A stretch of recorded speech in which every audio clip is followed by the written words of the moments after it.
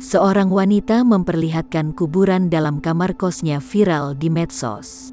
Wanita itu sudah beberapa bulan menyewa kos di sana, namun ia baru menemukan kuburan tersebut.